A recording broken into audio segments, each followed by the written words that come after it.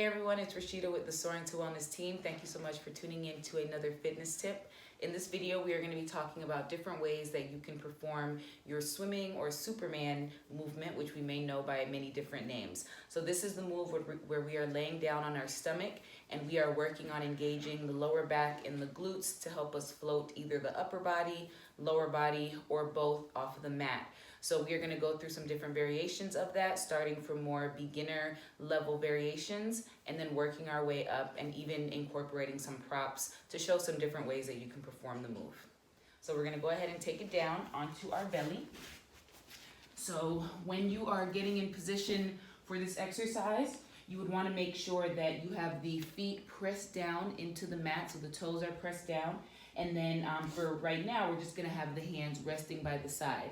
So you would also want the head facing down towards the mat, maybe as though you were bringing the forehead down. So one version would be just to focus on your lower body, maybe just focusing on lifting and floating the legs up and lowering them down, trying not to bend the knees and turn it into that, but engaging lower body to where you're trying to even lift the thighs off the mat. So that's one way if you want to focus on just one part. And then of course you can also focus on the upper body part by focusing on keeping the feet pressed down and lifting the chest.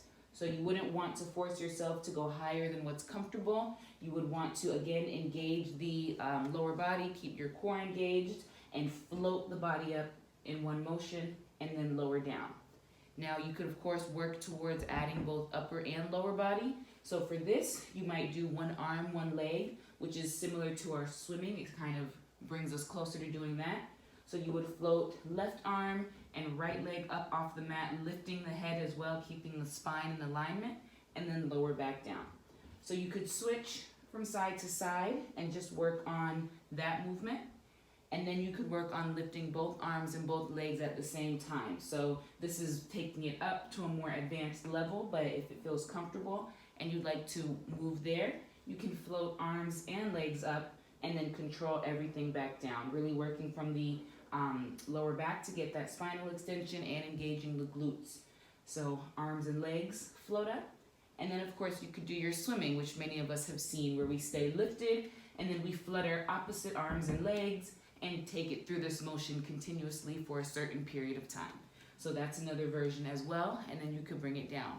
And then lastly, if you wanted to add a little bit more difficulty to it, you could use light weights if you have any, and you could focus on keeping the legs pressed into the mat. You would float upper body up and maybe bend the elbows, draw the arms back towards the hips, and then extend the arms out. And this just adds a little bit of an added challenge to upper body, working the back in different ways.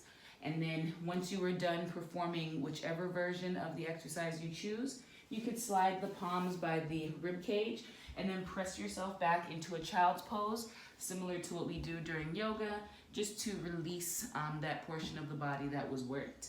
And then you would bring yourself all the way back up.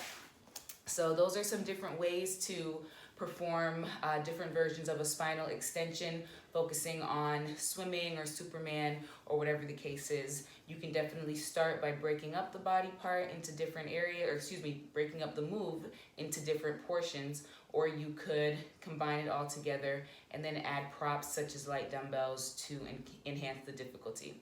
So thank you all for tuning in for this fitness tip. I hope you enjoyed it, and we will have another one for you next week. Bye.